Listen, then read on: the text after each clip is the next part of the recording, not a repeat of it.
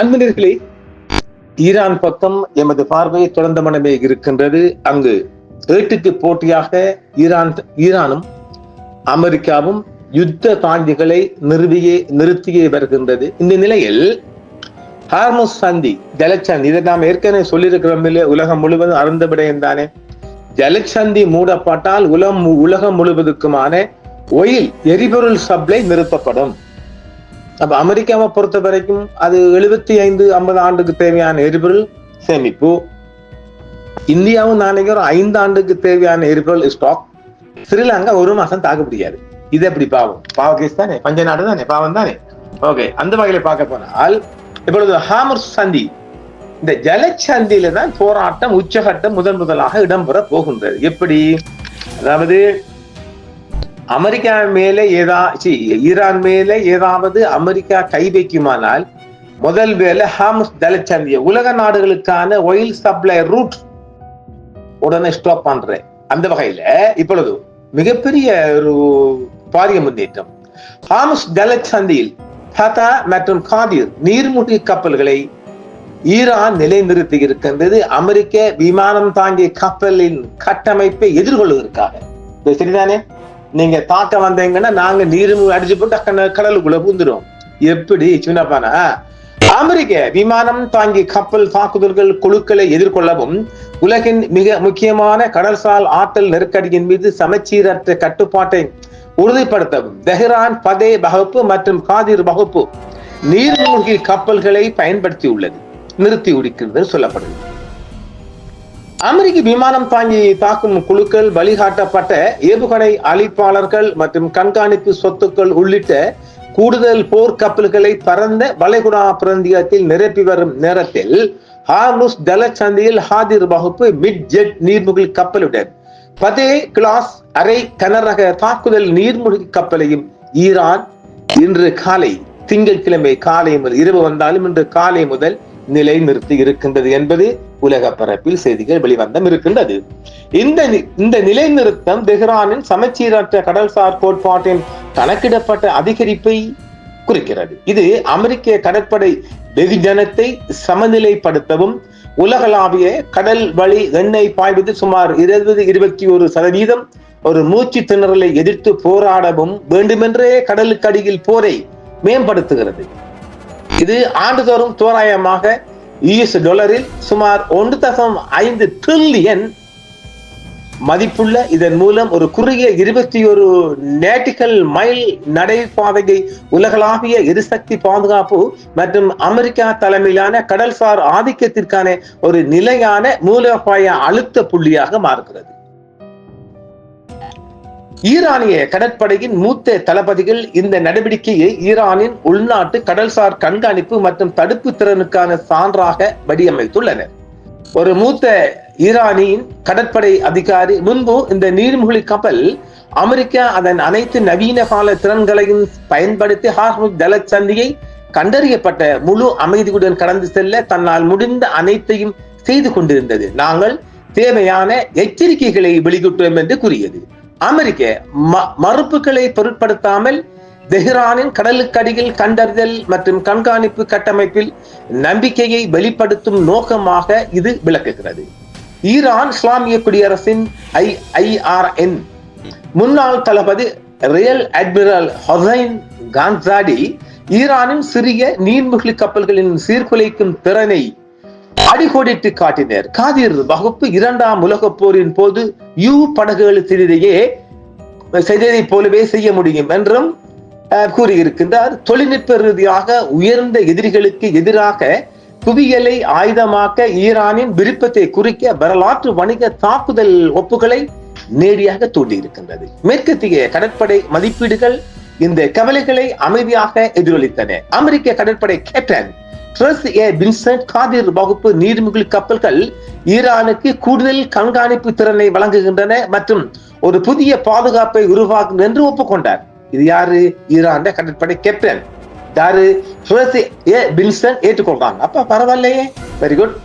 அதே நேரத்தில் தளபதி டேனியல் டாலன் அவற்றை கொரில்லா போர் பதுங்கிருந்து தாக்குதல் மற்றும் அணுகல் எதிர்பார்ப்பு பகுதி மற்றும் A+A-D நோக்கத்திற்காக நன்கு வடிவமைக்கப்பட்டவை என்றும் விவரித்தார். ஆஹா, இது வேறையா? இது நமக்கு தெரியாம இருக்க செய்தியா? பார்த்துக்கொள்ளுங்க. கொரில்லா, அதாவது PLO, பாலஸ்தீன லிபரேஷன் ஆர்கனைசேஷன் தான் கொரில்லாவை முதல் அறிமுகப்படுத்திய நாடு. உலக பரப்பில் புலிகள் அதற்கு அடுத்ததாக இந்த கொரில்லா போர் முறையை இலங்கையின் வடகிழக்கு பிரதேசத்தில் வடிவமைத்தவர்கள் என்பதையும் நாமும் அறிந்து கொள்வோம். ஆக சாத்தியமான செலவு செய்யக்கூடிய இது நீல நீர் கடற்படைகள் எதிர்கொள்ளும் செலவு பரிமாற்ற சிக்கலை எடுத்து காட்டுகிறது. இந்த நீர்மூழ்கி கப்பல்கள் குறிப்பாக கடற்பரப்பில் தங்கி இருக்கும் போது கண்டறிவது மிகவும் கடினம். அவற்றின் எண்ணிக்கையை கருத்தில் கொண்டு இவை எதிரியின் தொழில்நுட்ப மேன்மையை முறியடிக்க கூடும் என்று மூலோபாய ஆய்வாளர்கள் தெரிவிக்கின்றனர். இது ஈரானின் கடற்படை சக்தி, கடற்படை ஆண் கப்பல் ஈடுபாடுகளுக்காக அல்ல, மாறாக வரையறுக்கப்பட்ட கடல்சார் இடங்களுக்குள் ஒட்டுமொத்தமாக தேய்ந்து போவதற்காக வடிவமைக்கப்பட்டுள்ளது என்ற கருத்தையும் அமெரிக்கா ஏற்றுக்கொள்கிறது. ஈரான் இந்த நீர்மிகு கப்பல்கள், கப்பல்களை, ஏவுகணைகளை தாக்குவது பெருமளவில் பயன்படுத்தக்கூடும் என்று பாதுகாப்பு ஆய்வாளர்கள் சொல்லும் அதே வேளையில் இது துல்லியமாக சமநிலைக்கு புதிதாக செறிவூட்டல் தந்திரோபாயங்கள், பாரசீக வளைகுடா மற்றும் ஒமான் வளைகுடாவில் ஈரானின் கடலுக்கடியில் தடுப்பு நிலைப்பாட்டின் முக்கிய தர்க்கத்தை உருவாக்குகிறது என்றும் பரிந்துரைக்கிறது.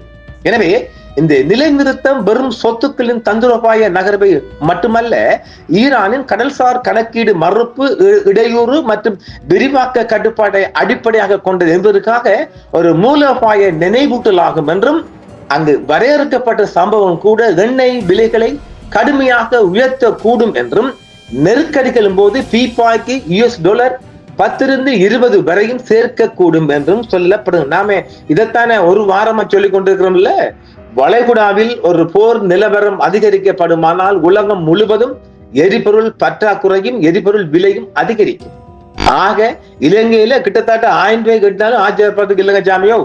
பாரசீக வளைகுடாவிற்கும் திறந்த இந்திய பெருங்கடலுக்கும் இடையிலான நுழைவாயிலில் பதே வகுப்பு மற்றும் காதிர் வகுப்பு நீர்மூழ்கி கப்பல்களை நிலைநிறுத்துவதன் மூலம் வணிக கப்பல் போக்குவரத்தை அச்சுறுத்துவதற்கும், அமெரிக்க 5வது கடற்படை நடவடிக்கைகளை சிக்கலாக்குவதற்கும், வளைகுடா ஒத்துழைப்பு கவுன்சில் நாடுகளுக்கு மூலோபாய நிச்சயமற்ற தன்மையை சுமத்துவதற்கும் ஈரான் தனது திறனை வலுப்படுத்துகிறது. அதேவேளை பொருளாதாரங்கள் தடையற்ற கடற்சார் எரிசக்தி ஏற்றுமையை பெரிதும் சார்ந்துள்ளது. இந்த சூழலில் ஹார்முஸ் ஜலசந்தி ஒரு செயலற்ற போக்குவரத்து பாதையாக அல்ல, மாறாக திருட்டுத்தனம், பதுங்கி இருத்தல் மற்றும் மறுப்பு ஆகியவற்றுக்கு உகந்ததாக கடலுக்கு அடியில் உள்ள தளங்களால் வடிவமைக்கப்பட்ட ஒரு செயலில் உள்ள போர்க்களமாக வெளிப்படுகிறது. இவை அனைத்தும் நீடித்த பொருளாதார தடைகளின் கீழ் தெஹ்ரானின் பரந்த பிராந்திய தடுப்பு உற்பத்தியுடன் ஒத்துப்போகின்றது. அதாவது இந்த நீர்மூழ்கி கப்பல் ஒரு தனித்திறமை என்னென்றால், ஒரு மிக அதிகமான தூரம் கொண்ட கடல் பாதையில் நாசகார கப்பல்கள் வருகின்றதை காட்டு கொடுக்கும், போட்டு கொடுக்கும். இது எப்படி? அதுதான் இந்த ராடார் ஒரு தனித்தன்மை, அது வெளிவராத செய்தி ஒன்று. இந்த நீர்மூழ்கி கப்பலில் உள்ள தனித்திறமை என்னன்னு சொன்னாக்கா, அதாவது இந்த கடல் எல்லை 2 பக்கையிலையும் ஒரு கடல்ல இந்த நீர்மூழ்கி நிறுத்தி ஆட்சியில நிறுத்திட்டான், ஈராங்காரா நிறுத்தி இது ஒரு வேவு பார்க்கிற வளமாக மாற்றப்படுது. எப்படி?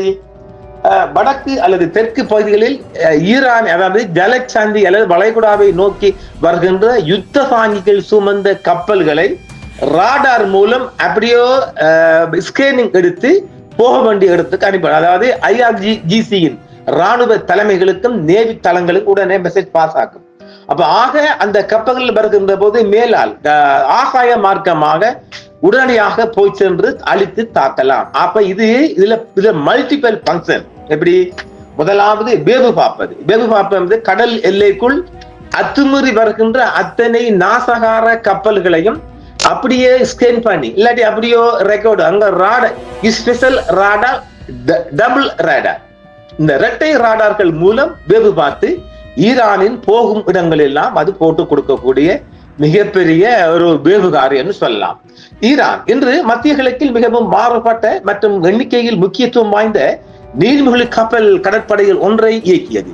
28 அல்லது 30 கப்பல்கள் என மதிப்பிடப்பட்டுள்ளது. இதில் ரஷ்யாவால் கட்டமைக்கப்பட்ட கிலோ வகுப்பு தாரக் நீர்மூழ்கி கப்பல்கள், உள்நாட்டிலேயே தயாரிக்கப்பட்ட பதே வகுப்பு அரை கனரக நீர்மூழ்கி கப்பல்கள் மற்றும் தோராயமாக 20 காதிர் வகுப்பு மிட் ஜெட் நீர்மூழ்கி கப்பல்கள் ஆகியவை அடங்கும். இது நீல நிற சமநிலையை விட அளவு குவிகள் உருவாக்கம் மற்றும் உயிர் வாழும் தன்மையை முன்னுரிமைப்படுத்தும் வேண்டும் என்ற படை கட்டமைப்பு தேர்வை பிரதிபலிக்கிறது. 2024 ஆண்டில் AIP பொருத்தப்பட்ட பதே மாறுபாடு வெளிப்பட்ட போதிலும் கடற்படை முழுவதும் அணுசக்தியால் இயங்க நீர்மூழ்கி கப்பல்கள் அல்லது பரவலான காற்று சுவாதீன உந்து விசை இல்லாது பாரசீக வளைகுடாவில் ஈரானின் செயற்பாட்டு திறனை கட்டுப்படுத்தவில்லை. அங்கு ஆழமற்ற ஆழம், அதிக உப்புத்தன்மை, சாய்வு, அடர்த்தியான வணிக போக்குவரத்து மற்றும் தீவிர ஒலி குழப்பம் ஆகியவை பெரிய உயர்நிலை நீர்மூழ்கி கப்பல்களின் பல நன்மைகளை நடுநிலை ஆக்குகின்றது. ஹார்முஸ் ஜலசந்திக்கு அருகிலுள்ள பந்தர் அப்பாஸை மையமாக கொண்ட ஈரானின் நீர்மூழ்கி கப்பல் தள உட்கட்டமைப்பு விரைவான முன்னோக்கி பயன்படுத்தலை சரியாக செய்து காட்டுவதும் சொல்லப்படுது. ஈரானின் கிலோ வகுப்பு நீர்மூழ்கி கப்பல்களும் இதில் அடங்கும் என்றும் சொல்லப்படுகின்றது.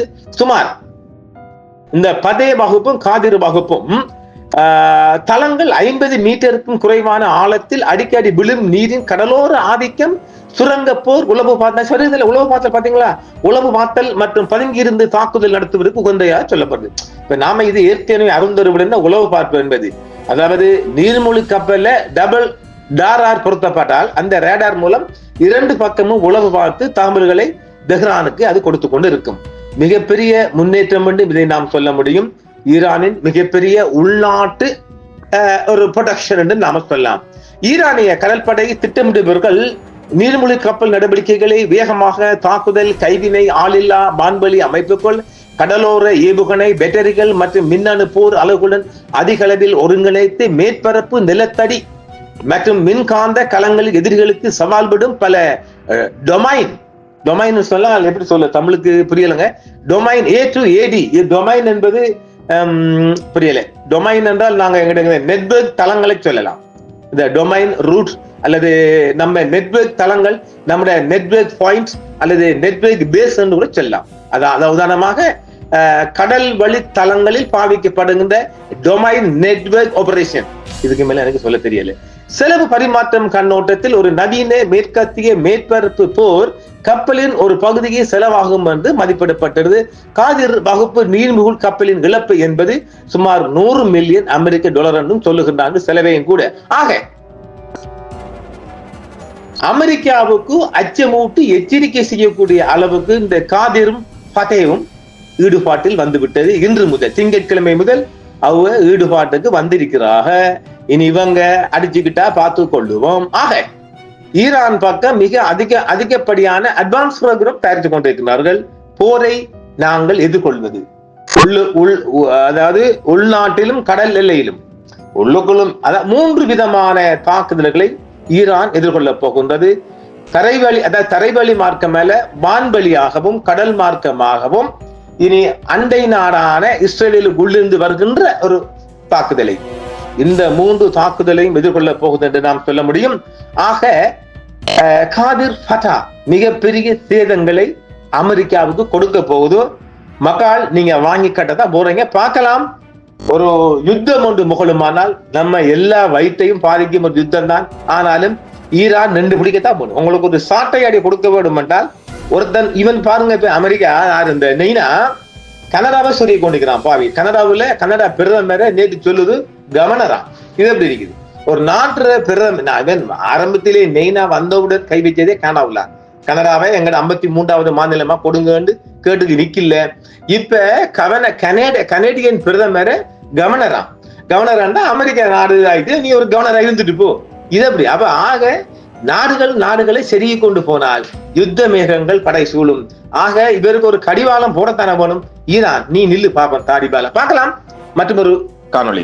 என்றும் உங்களுடன் சன்ரைஸ் இந்தியா டிவி சப்ஸ்கிரைப் பண்ணுங்கள், பெல் பட்டனையும் கிளிக் செய்யுங்கள். உங்கள் ஆதரவை எங்கள் சேவை, ஆதரவு தாருங்கள், அரவணைப்போம். மறக்காம சர்ப்ரைஸ் பண்ணுங்க. தேங்க்யூ.